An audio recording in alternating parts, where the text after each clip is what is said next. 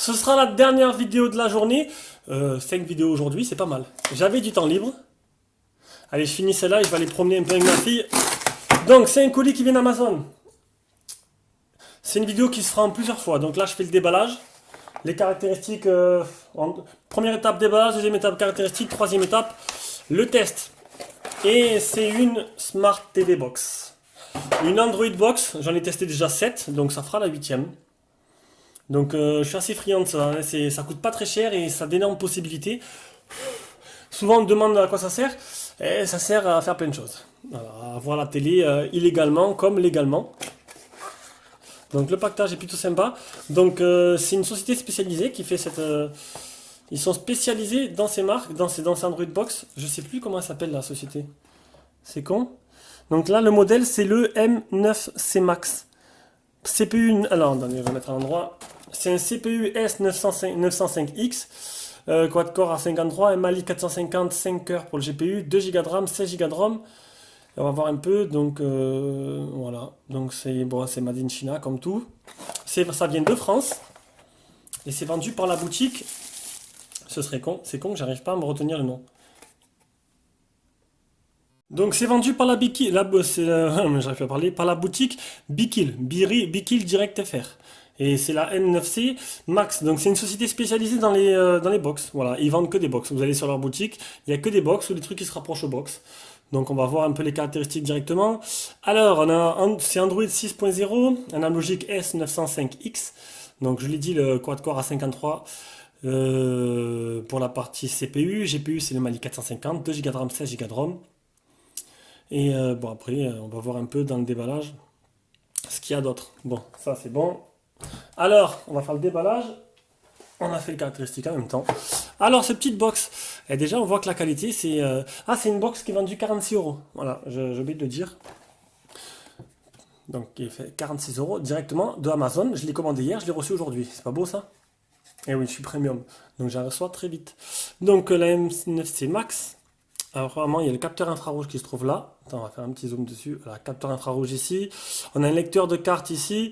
Un USB, deux USB. Le connecteur Ethernet, non pas Ethernet, excusez-moi. Le connecteur Ethernet, il est là. Ça, c'est la sortie optique. Bouton, l'entrée AV. Le HDMI et le port de rechargement.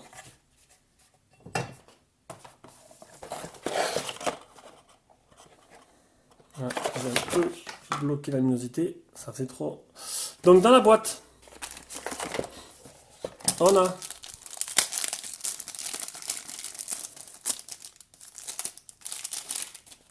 la petite télécommande qui est de qualité pas trop mal, contrairement à d'habitude. D'habitude les box venues de Chine, c'est plutôt aléatoire niveau télécommande. Là, ça a l'air assez, les boutons, ça a l'air assez, voilà, un peu plus qualitatif que d'habitude. On verra bien ce que ça donnera. Le chargeur et le port HDMI. Et un petit manuel en anglais. Donc pour ceux-là qui suivent ma chaîne, vous avez vu, j'ai déjà fait pas mal de box. C'est la huitième. Donc comme d'hab, protocole de test, les mêmes choses. Logiciel, performance, les jeux. Est-ce que MyCanal du store marche? Est-ce que Netflix marche? Est-ce que Molotov marche? Je vais essayer d'étoffer un peu plus les box. Je vais en faire un peu plus. Ça marche bien. Ça se revend bien. Donc je vais en faire un peu plus. Et je vais tester un peu ce que les gens attendent. Mais je ne testerai pas vraiment l'illégal. Après, c'est à vous de trouver. Il y a des sites pour ça. Allez, donc c'était la deuxième étape. Troisième étape, ce sera devant la télé, mais pas de suite. Allez, on reprend. Donc, il s'est passé quelques jours avant. Vous avez vu le déballage, étape 1, étape 2, vous avez vu les caractéristiques et la boîte et en fait, voilà, là où le lien d'achat et tout. Étape 3, on se retrouve devant ma télé, donc changement de décor. On est dans mon salon, c'est une télé Panasonic, la 700, c'est 780, c'est le modèle dérivé du 750, voilà, c'est une très très bonne télé 4K, j'en suis super content. On va faire un test dessus, enfin pas test de la télé parce que je suis pas un pro non plus, je vais pas pouvoir faire un bon retour, mais un petit test de la box. Donc la box, vous la voyez, elle est là, regardez mon doigt, c'est le petit point bleu que vous voyez en bas à gauche. Et honnêtement, je vais annoncer la couleur de suite, pour moi c'est l'une des meilleures box que j'ai testées, voilà. Quand on voit que la B-Link, qui est une des meilleures, qui est plutôt pas mal, rapport prix qui coûte 60 euros de Chine, et que ça, c'est 46 euros d'Amazon, il n'y a pas photo. C'est livré en un jour en vrai, directement de France, de très bonnes stats, et franchement, nickel. Franchement, j'adore, j'ai kiffé, je vais la garder pour moi. Allez, on commence par la partie logicielle avec cette interface-là. Donc l'interface, ben, c'est la première fois que je vois cette interface comme ça en fait. C'est la première fois que je l'ai. D'habitude, j'ai pas, voilà. C'est bon, c'est bien, c'est sobre, c'est beau, c'est design. Donc on a l'heure en haut ici. C'est bien que dois je vais pouvoir montrer. On a la date. Ici, on peut voir que je suis branché directement par câble. Donc, attends, c'est là-bas que je dois me glisser. Donc online vidéo. J'ai pas cliqué dessus, je sais pas ce que c'est. Donc on va cliquer ensemble, on va voir ensemble. On a une vidéo, ça c'est pour ajouter. Ah, ça vous permet de faire des raccourcis, ok. Après, on a donc le Google Play Store, donc tout en français, sans bug, marche nickel, directement un accès YouTube. Donc l'accès YouTube, eh bien figurez-vous que, bon je vous le dirai, bon je vous le dirai maintenant, voilà, la box est livrée avec, il n'y a pas Kodi, donc pour une fois il n'est pas coutume, il n'y a pas Kodi installé sur cette box là. Par contre, il y a YouTube qui est installé et Netflix en version, les versions Android Play, Android Google TV. Et ce qui fait qu'en fait c'est tout utilisable avec la télécommande. La télécommande, on va pas très bien, regardez. On va faire un zoom dessus. Télécommande, je vous l'ai déjà montré, mais honnêtement, ben, c'est pareil, c'est l'une des meilleures télécommandes que j'ai eues. Bon, j'ai pas testé la Xiaomi Box, elle devait arriver, et vu que Banggood n'a pas marqué mon nom, elle est repartie en Chine. Donc je la testerai peut-être jamais, la Android Box, ou peut-être que je l'aurai un jour, mais vu qu'il n'y a pas de port Ethernet, ça m'intéresse plus.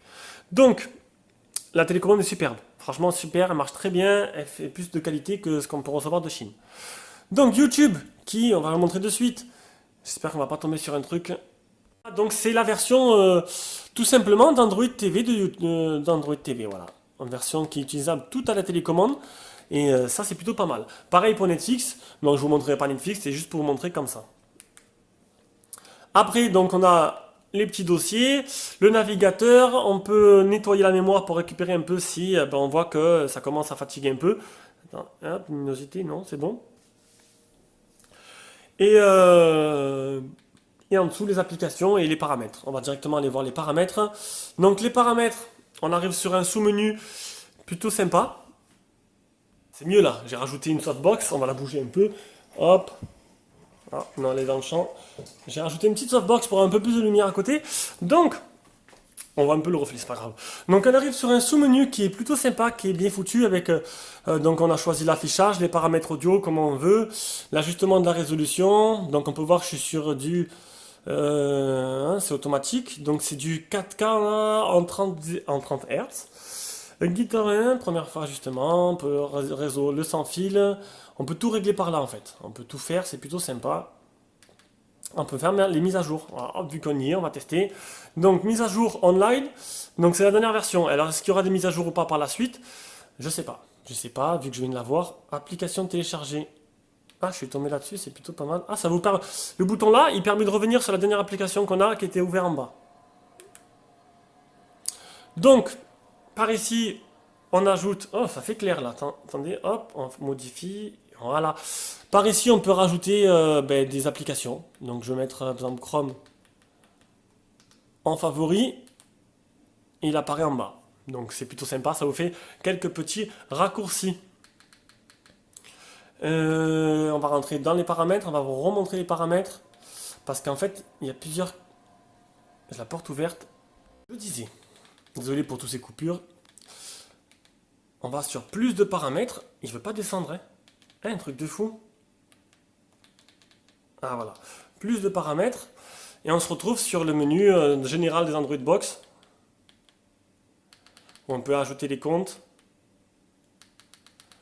Voilà, on peut tout modifier. Et il y a encore plus de paramètres en cliquant là. On arrive sur le menu que vous connaissez tous. Voilà. Donc ça, c'est la partie paramètres. Donc ce qui vous intéresse le plus pour ceux-là qui sont habitués aux Android Box, c'est est-ce que MyCanal et MyCanal, Molotov et tout sont compatibles. Je dis ça parce que la dernière box que j'ai testée, là, je ne l'ai pas dit d'ailleurs, j'ai oublié de le dire.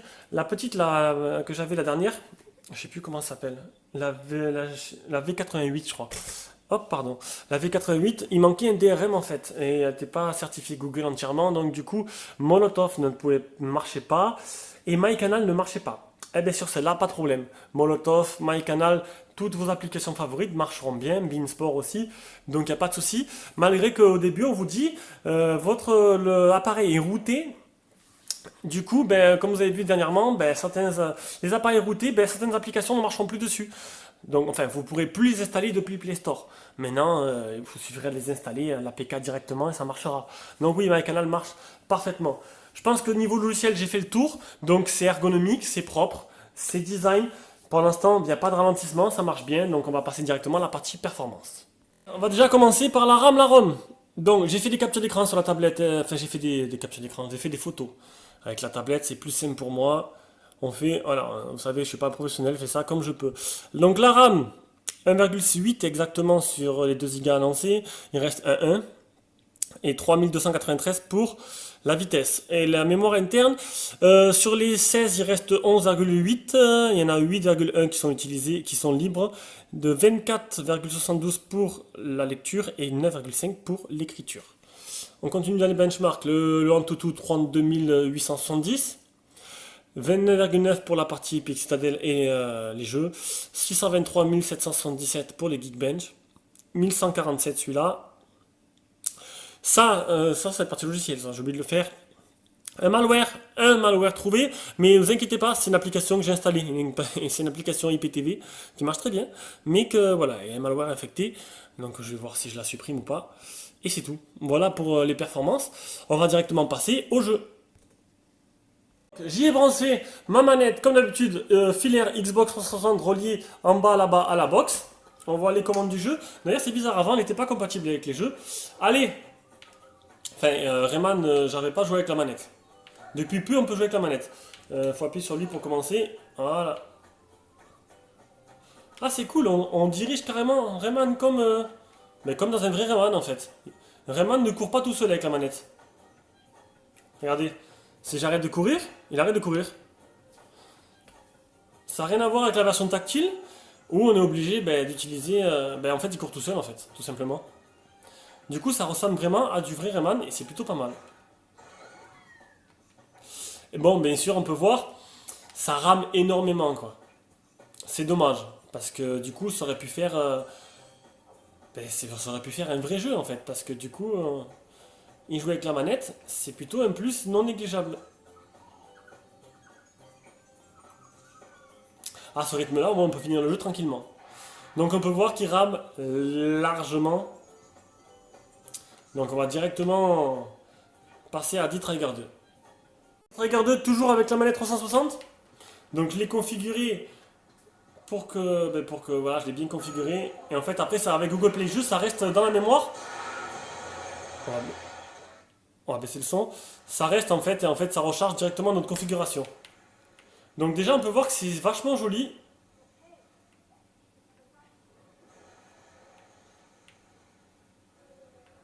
On va passer par là. Est-ce que je peux courir? Je sais plus. C'est pas grave. Les textures sont propres, hein, les textures sont propres. Ça réagit bien. Ah merde, ça tire pas. Ah si, ça y est. Qu'est-ce qui se passe? Ah, j'ai pas le droit de tirer sur le baril. Ok, ça va. Ah non, ça tire tout seul. C'est dommage. Normalement, j'avais mis que je tirais moi. Bon, c'est pas grave. Le but, c'est pas le but, c'est plutôt de voir. Voilà, on va laisser que ça tire tout seul. Normalement, dans les options, je peux le changer. On va pas le faire maintenant. Donc, regardez, c'est propre. Les textures sont belles, c'est fluide, ça lag pas.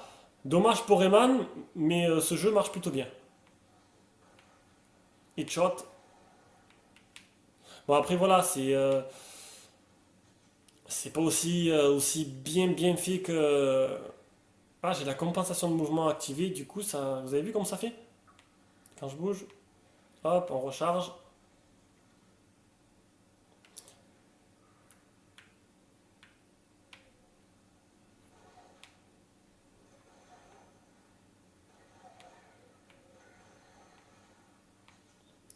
Voilà, voilà, donc ça vous fait une petite console de jeu de salon. Ça peut être intéressant pour certains jeux, c'est dommage que, bon, pas tous les jeux ne soient vraiment 100% compatibles. Allez, on va passer directement à Real Racing 3. Racing 3 toujours avec la manette 360. Donc là on me demande, hop, orienter à gauche, orienter à droite. Il a détecté de suite la manette. Appuyez pour continuer, c'est le moment d'y aller. On va voir un peu ce que ça donne. Déjà, c'est pas très très joli. Maintenant, est-ce que c'est fluide? On va le voir ça de suite. Ça réagit bien. Bon, la sensation de vitesse, elle est moins impressionnante que sur téléphone quand même.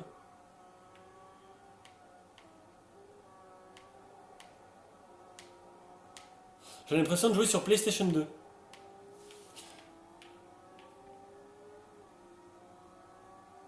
Oula. Bon, après, c'est moins optimisé, c'est sûr qu'une console de jeu.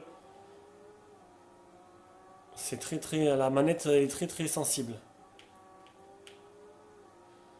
Changer la caméra, voilà. Elle reconnaît parfaitement le pad 360. Hein. Quand j'ai démarré, il y a marqué utilisation du pad Xbox 360, du coup, il me l'a configuré tout seul. Mais écoutez, il n'y a rien à dire. Même si c'est pas très joli, ben, la fluidité est là. C'est jouable. Bon, c'est sûr qu'après, c'est pas autant rapide que. Non, je trouve que c'est un peu lent pour moi, mais bon. Le principal, c'est que ce soit jouable. Donc dommage pour Rayman, c'est dommage, c'est bizarre d'ailleurs que Rayman ne marche pas très bien parce que le Trigger était plutôt bien. Donc c'était une partie performance plutôt mi-figue, mi-raisin. Peut-être qu'avec une prochaine mise à jour, Rayman sera 100% compatible. Ça reste à voir. C'est dommage. Voilà pour la partie performance. On va juste maintenant mettre un film en 4K pour vous montrer un peu si... Mais j'ai pas eu de problème, hein. J'utilise Kodi dessus. J'ai pas de décalage de son image, c'est plutôt correct, ça marche bien. Je vais vous mettre un petit film en 4K et puis après on aura fini ce test. Voilà, allez, on termine ce test par la vidéo de démo des appareils Sony. En 4K natif. Simplement lu avec le lecteur Google. Est-ce qu'il va reprendre la vidéo comme il m'a souhaité? Voilà, bon, il la reprend au début. On va avancer un peu parce que c'est pas très joli au début. Voilà.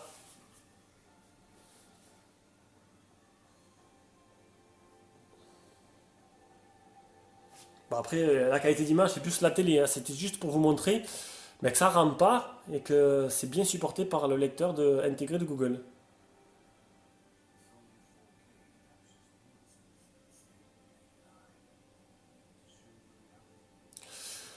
Allez, c'est tout pour ce test. On en finit là-dessus. Donc, que dire, conclusion de cette petite box? Ben, très surpris. Très surpris. Moi qui commandais tout en Chine. Et voilà, ben, de Amazon en France. Et, la box fait 46 euros. Donc, c'est un vendeur qui est spécialité, qui fait que ça, que des box. Donc, ben, je vais la garder pour moi parce qu'elle est plutôt sympa.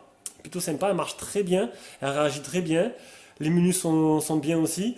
J'ai pas trouvé vraiment de défaut. Et comme je joue pas, ben, le principal, moi, c'était juste l'ergonomie, la télécommande de bonne qualité et de voir si ben, sur Kodi, MyCanal, que toutes les applications sont bien 100% compatibles et c'est le cas. Donc j'espère que cette petite vidéo vous a plu. Prochaine vidéo, ben, là je m'en vais 4 jours en vacances à Argelès, donc du coup il n'y aura pas de test. Je vais prendre tous mes téléphones avec moi, je vais tout faire les tests là-bas. Enfin, je ne vais pas tester en vacances, mais bon, pour lancer un toutou, deux, trois conneries. Après, au retour, je ferai les tests batterie, mais au moins, j'ai déjà fait tous les benches. Allez, bisous à tous, à la prochaine fois.